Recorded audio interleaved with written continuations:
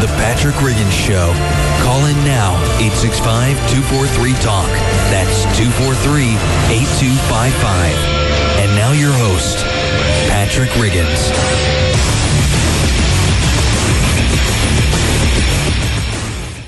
You are listening. Well, right now, you're listening to Alter Bridge. But you are also listening to the fastest growing radio show here on the fastest growing radio network. That radio show being the Patrick Riggins Show.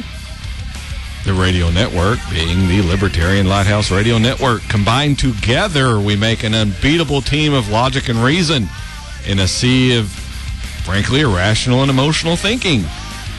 But don't worry, even with wave after wave of ignorance, the Libertarian Lighthouse Radio Network is always on, always providing a beacon back to the safety of true and original American thinking.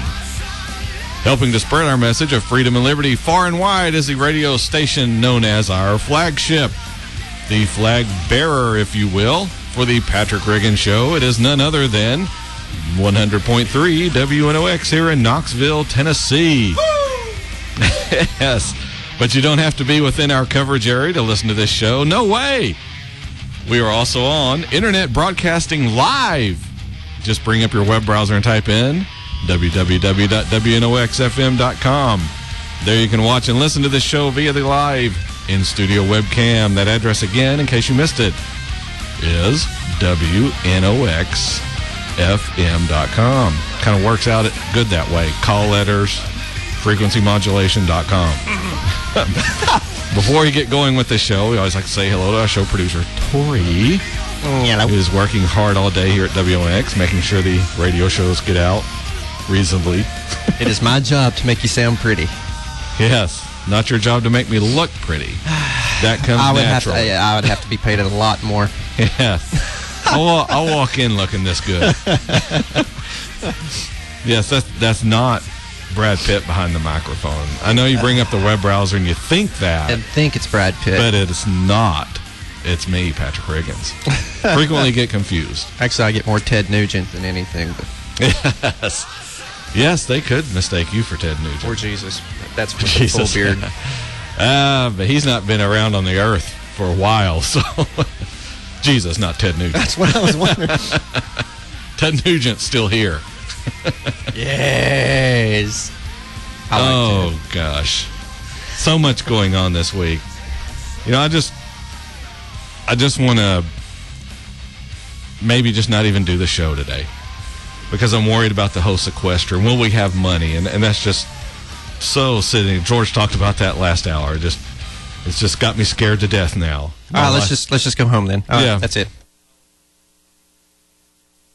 There we go. I've always wanted to do that. Yeah. Just pull down all the faders in the middle of a show.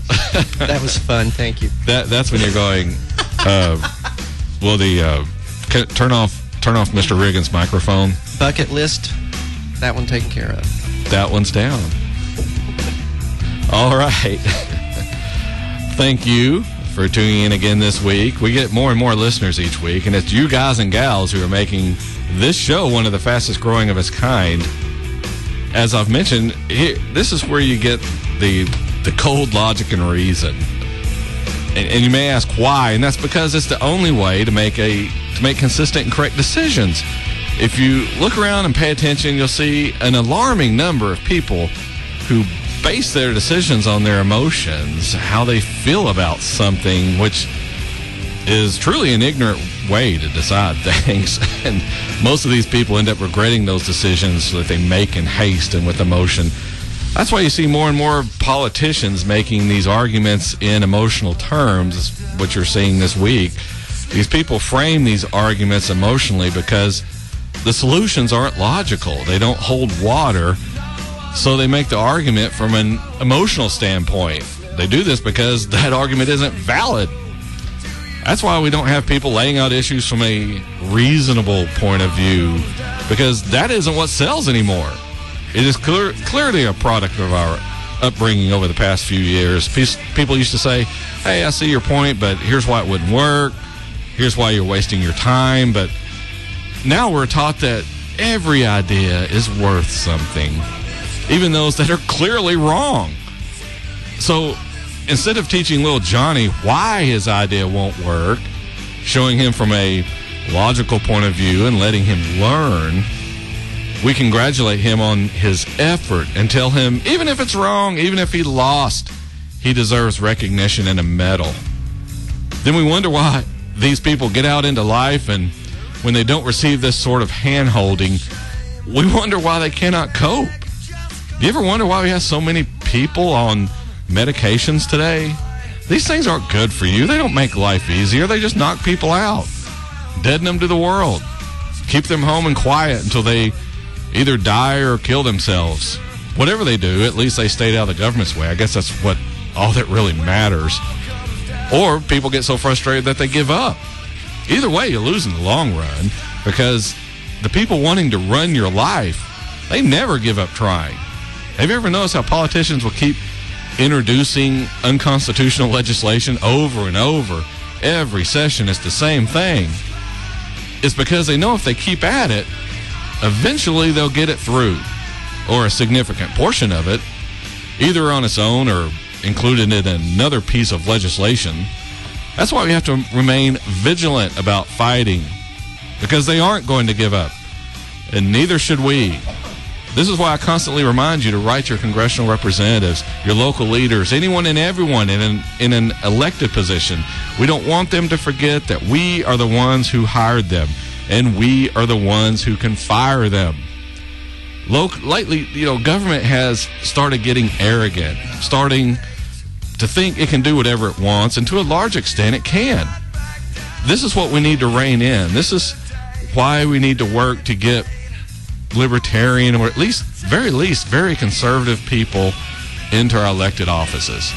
All right, we're up on the first break of the Patrick Riggin Show. We have a full show. We're going to get to that guns and ammo story I had last week that I didn't get to. I really want to get to that. Got some other stuff as far as holding our leaders responsible, our politicians, I won't call them leaders, our politicians responsible, and a bunch of other stuff here this hour on Where Else? The Patrick Riggin Show.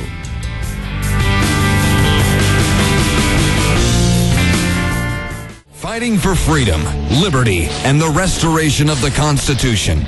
The Patrick Riggin Show. Call in now at 865-243-8255. That's 243-TALK. And now your host, Patrick Riggins.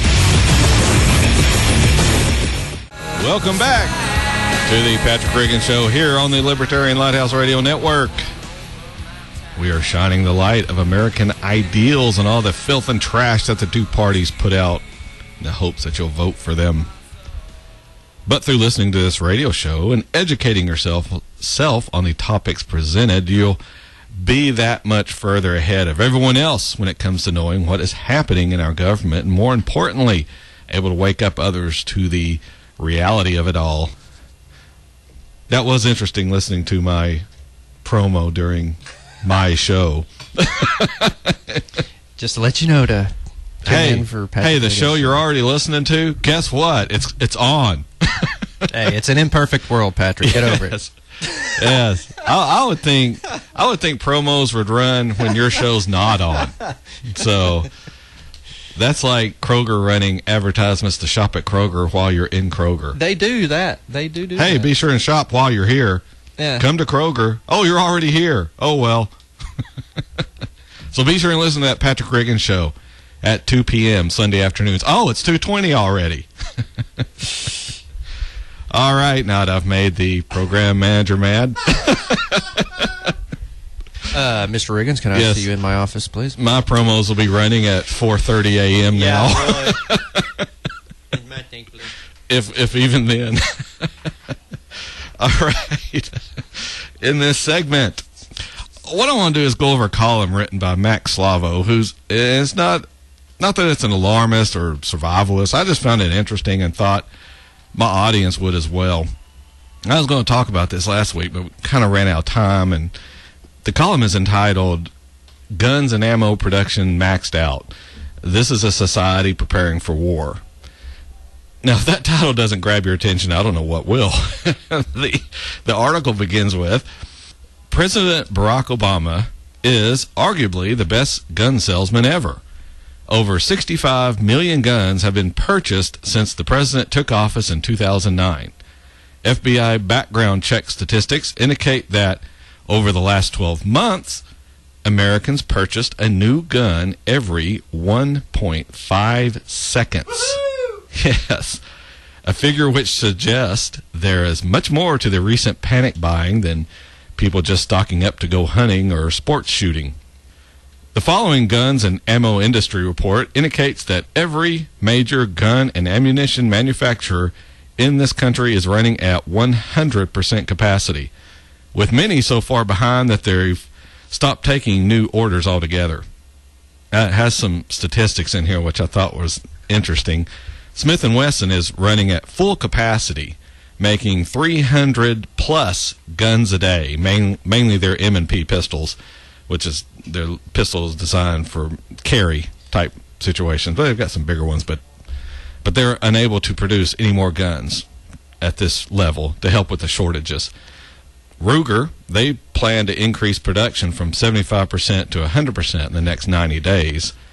F&H is moving from 50% production to 75%, well back by February 1st, and then 100% by March 1st. Remington is already maxed out. They 100% capacity, can't do any more. Armalite already maxed out. 100% capacity, can't do any more. DPMS, they can't get enough parts to produce any more product. Colt says their production runs are increasing weekly, but they're bottlenecked by bolt carriers, so they can't get enough of those, obviously.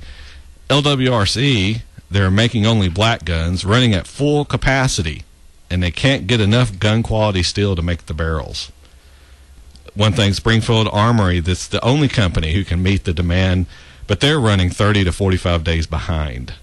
So big back orders. I was reading, is of course on Facebook, so take true. it with a grain of salt. No, it's absolutely true on Facebook. There is I believe is a Canadian gun maker who has the New York City Police Department as their account, and they canceled every firearm going to the New York Police Department. Yes, there's been a lot of that. Yeah, I don't think a lot of it's just trying to try to get some good feelings with gun owners. Some of these gun manufacturers have shown a tendency to turn around and stab you right in the back. Big business, stab you in the back. No matter what they produce. Yeah, there's been some. Of course, Smith & Wesson went through a little bit of that a few years ago, and they're just now, I think, people are starting to forgive them a little. Some won't ever, but they're working back. Also, in addition, though, as far as ammunition, they're reporting that every caliber is now allocated. We're looking at a nationwide shortage of all calibers over the next 9 months. All plants are producing as much ammo as possible, with 1 billion, with a B, billion rounds being produced weekly. Yes, $1 billion. Magpul is behind. They make magazines. They're behind 1 million magazines, with company representatives stating, quote, "Do not expect any large quantities of Magpul products anytime soon." So they also make stocks and some other stuff. In addition, for those people who reload their own ammunition, thinking, hey, I'll just get around this and reload my own stuff, all Remington, Winchester, CCI, and Federal primers are going to create in-house ammo first. There are no extras for reloading purposes. It could also be 6 to 9 months before those things get caught up.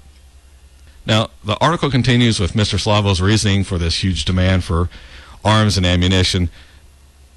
It says, many who have exercised their Second Amendment protections are the first-time buyers concerned with federal and state gun grabs being spearheaded by politicians who are using the Sandy Hook school shooting as a pretext to restrict access to personal defense rifles, large-capacity magazines, and even ammunition. But this may only be part of why there's so much demand. There are millions of Americans who are genuinely concerned with not just the government taking their guns, but all of their other constitutionally protected freedoms as well. We understand what happens in regimes that disarm their people. We've seen the democide of the last century, which left millions, hundreds of millions of people dead or displaced when their governments turned on them. With over 300 million firearms in America in the hands of private citizens, the people are sending a loud and clear message to their government: back off. Stop encroaching on our personal liberties. Limit yourself to your constitutionally granted powers and nothing more. Of course, if you were listening to this show, we just heard the Republican golden boy, Mr. Rubio. It was last week. I think it was last week. Boy, this month goes by quick. But Mr. Rubio, he's Hispanic and Republican. I mentioned that on the other show, but I just want to be sure and get that in. He assured us that government should limit itself to constitutionally granted powers and nothing more. And for those of you who missed that, here's what he said. But government's role is wisely limited by the Constitution, and it can't play its essential role when it ignores those limits. So there you go. What else is there to worry about? You can trust the government not to lie to you, right? I mean, it hasn't before, has it? The column wraps up with a quote from Bob Owens writing on another website. This isn't a society stocking up on certain guns because they fear they may be banned. This is a society preparing for war. I don't know if I would agree with that everyone is preparing for war, but I think people are definitely preparing just in case the government starts to impact more people in a negative way. Do I think we should start an active war against the government? No, I wouldn't advocate that. And do I think the government is preparing for war against the citizens? No, I'm not so sure I'd sign on to that either.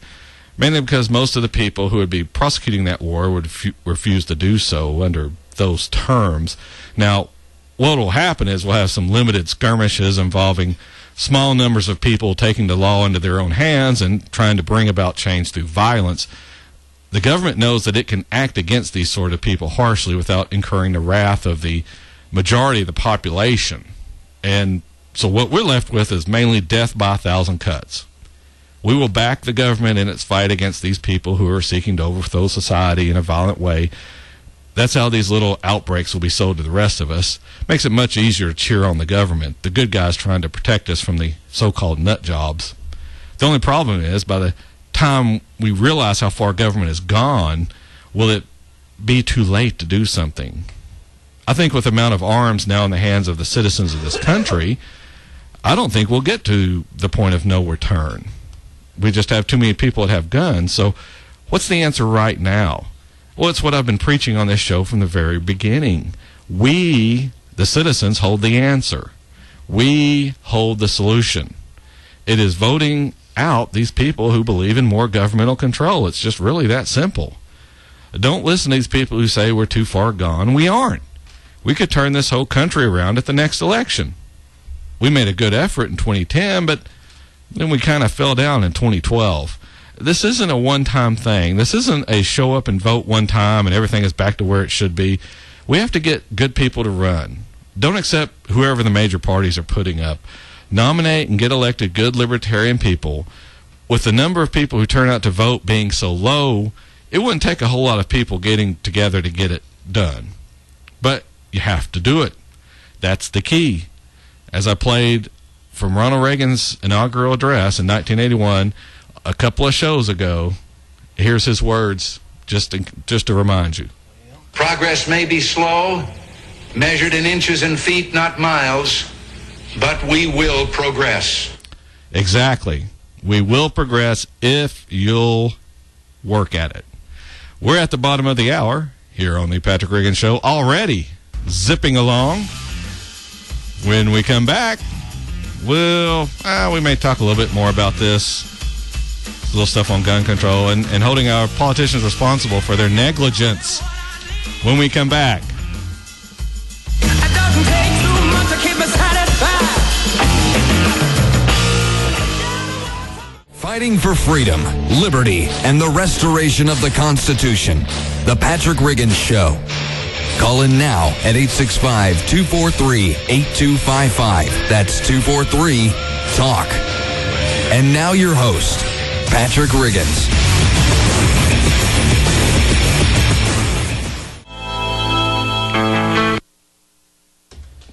There we go.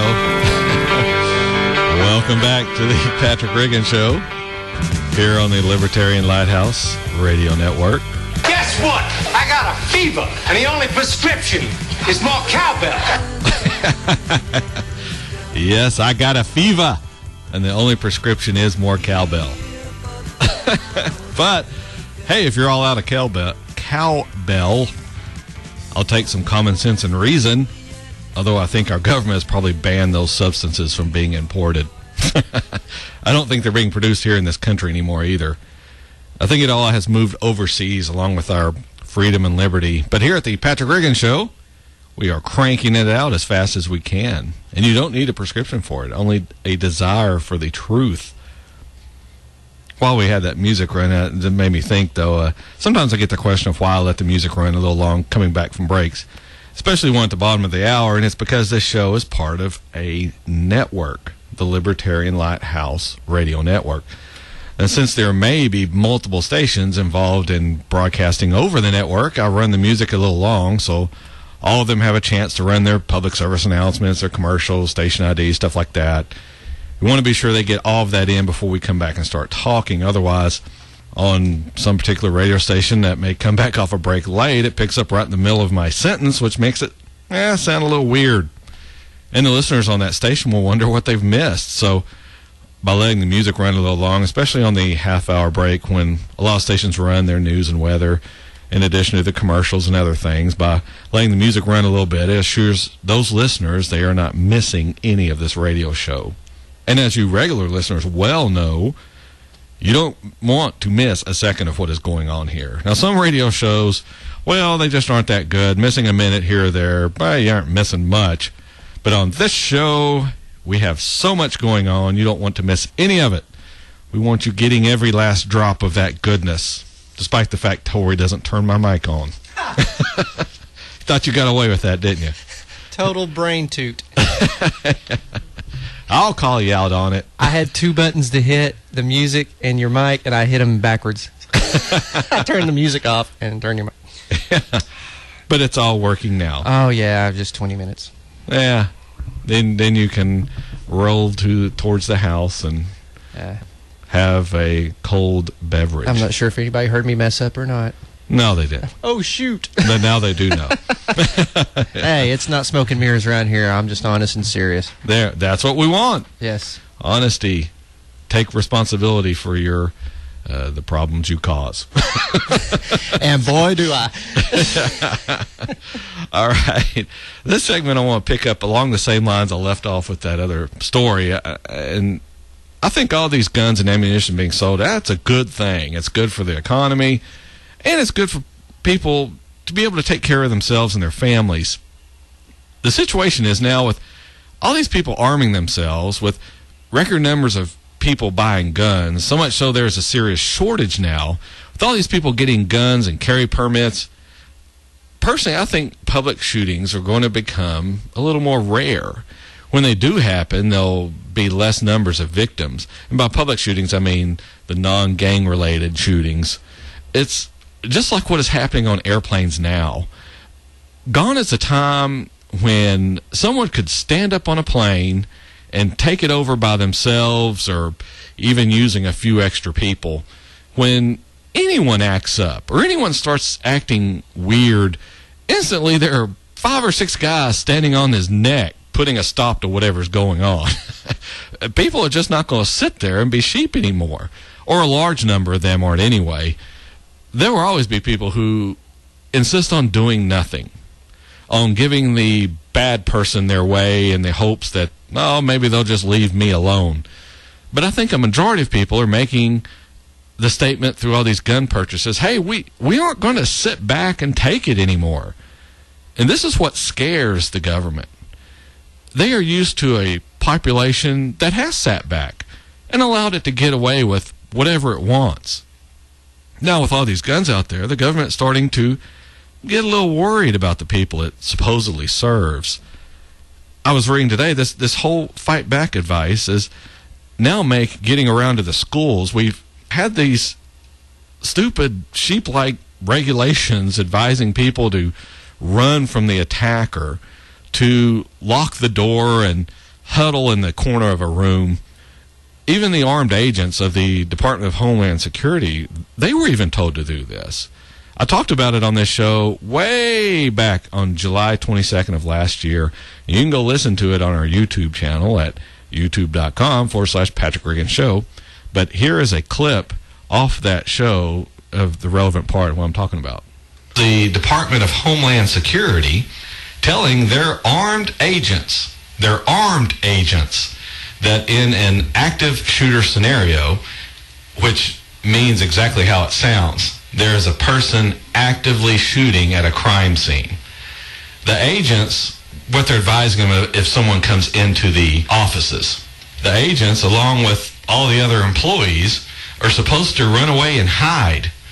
And only when they are cornered by the active shooter are they to, as a last resort, become aggressive and throw things at him or her.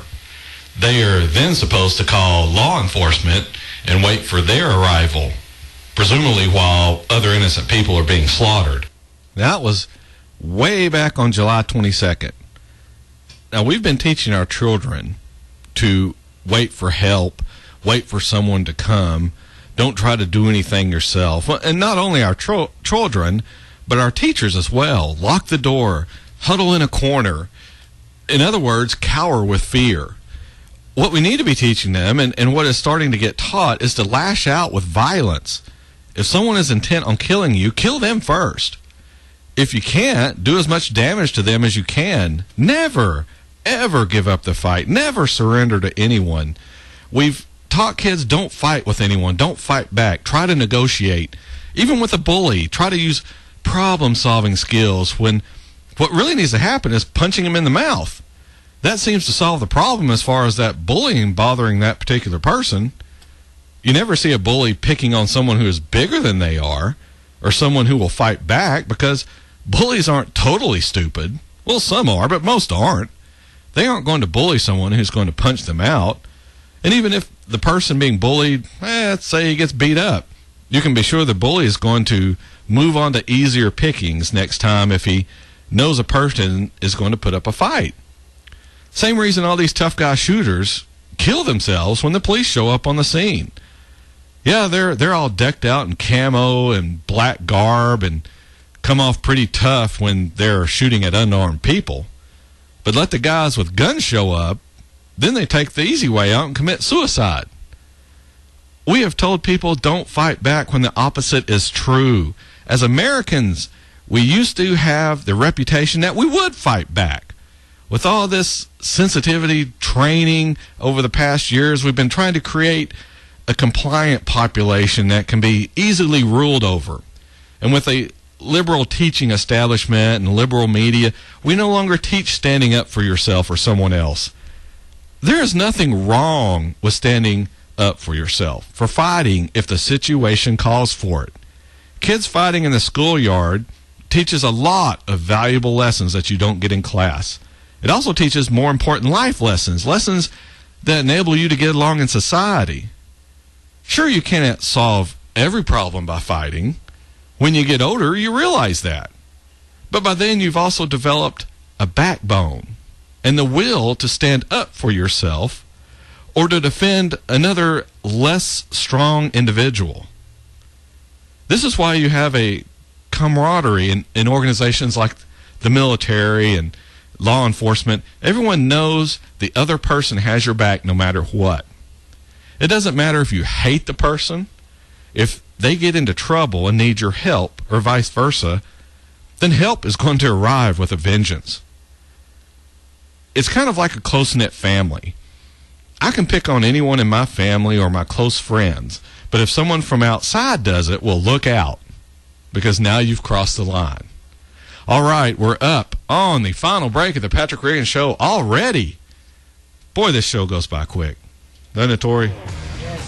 Yes, he doesn't have his microphone up. You're just on the ball. Is that what we call it nowadays? Yeah. I thought slacking was the proper term. That would be the sarcastic term. This is the Patrick Regan Show. We shall return after these messages. Fighting for freedom, liberty, and the restoration of the Constitution. The Patrick Riggins Show. Call in now at 865-243-8255. That's 243-TALK. And now your host, Patrick Riggins. A little strawberry letter. What number?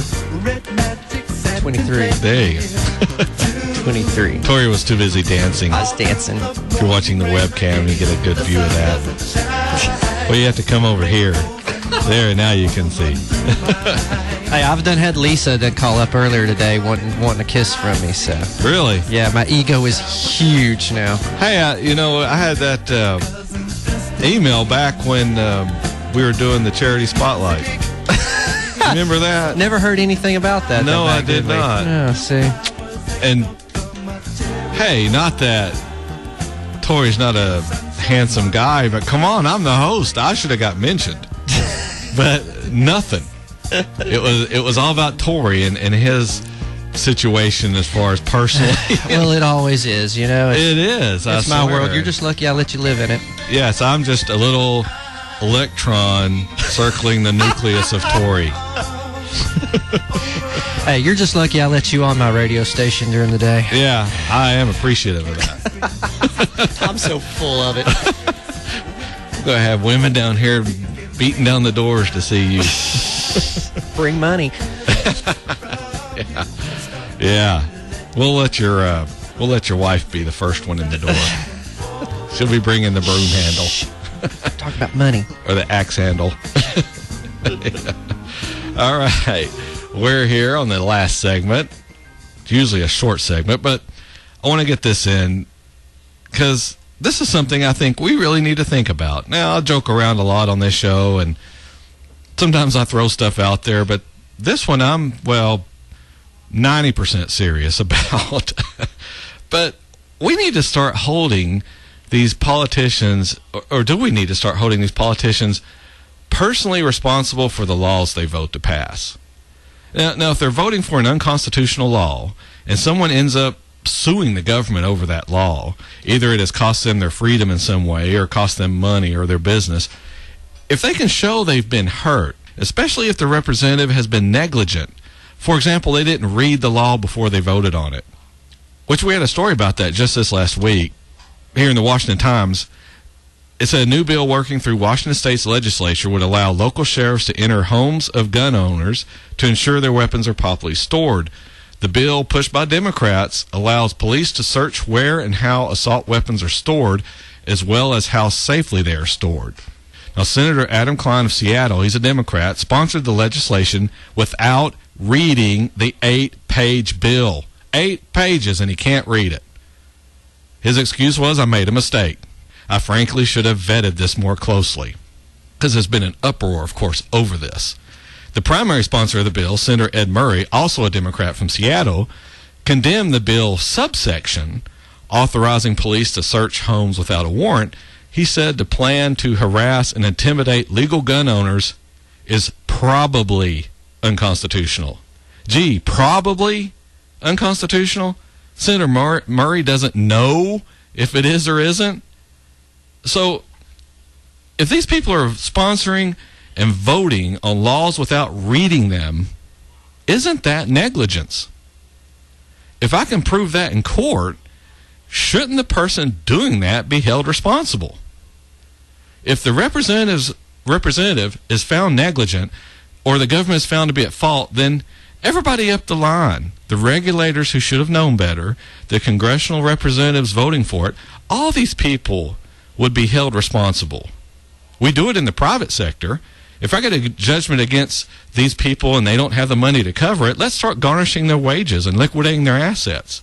Too many of these politicians and bureaucrats knowingly they vote for unconstitutional laws, and then the bureaucrats, in their case, they do these regulations, and they dare you to fight them in court over it. You see, they can do that because it doesn't cost them anything. They have governmental law departments to fight for them. And besides, they're generally shielded from lawsuits when they're acting in their government capacities anyway.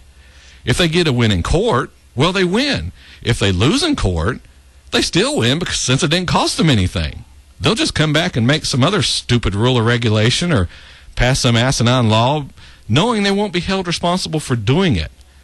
What's the very worst that could happen? They don't get reelected? Oh, no, they'll just get another job in government. If you look to see where all these politicians end up when they don't get reelected, it's usually in a government agency or working for some campaign donor's company.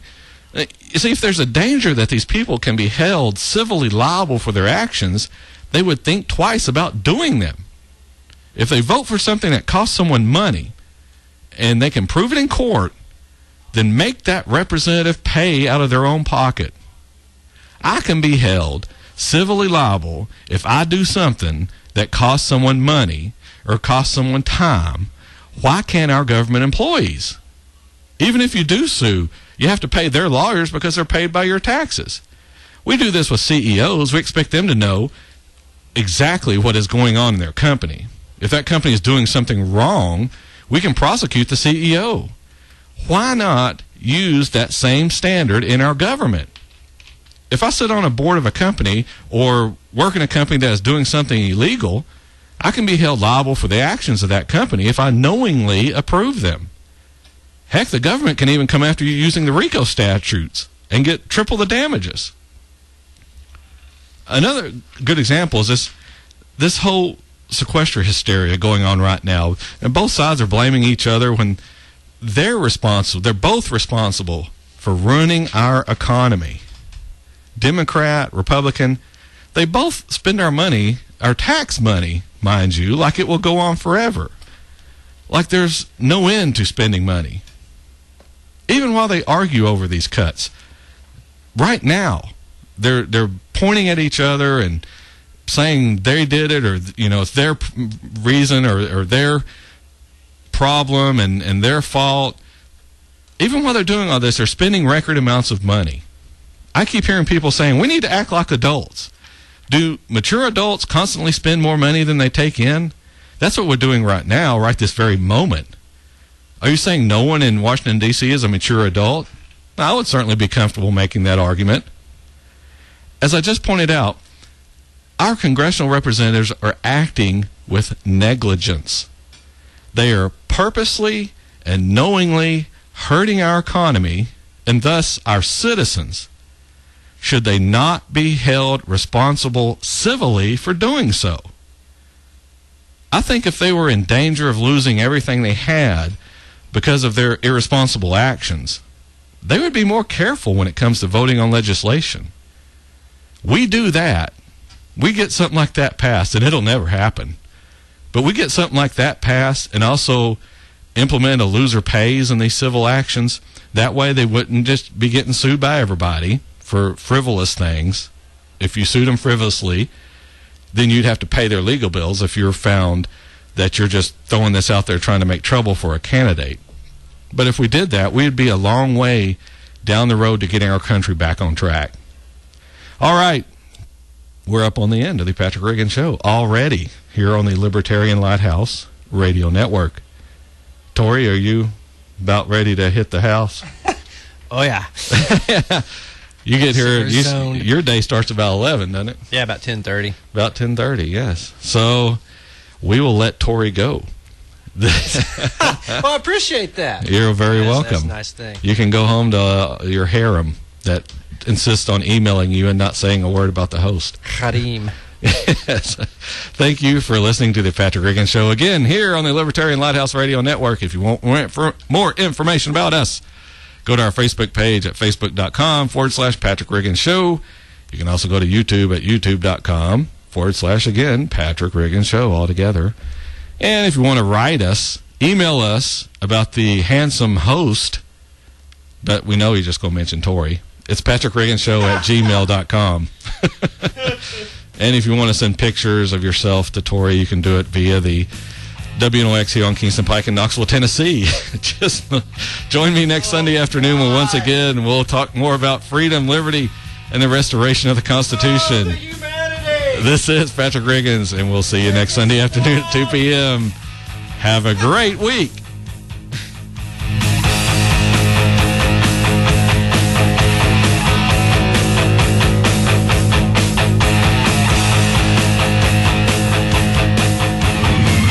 Join us again next week for a solid dose of truth on The Patrick Riggins Show. Every Sunday from 2 to 3 p.m. Be there.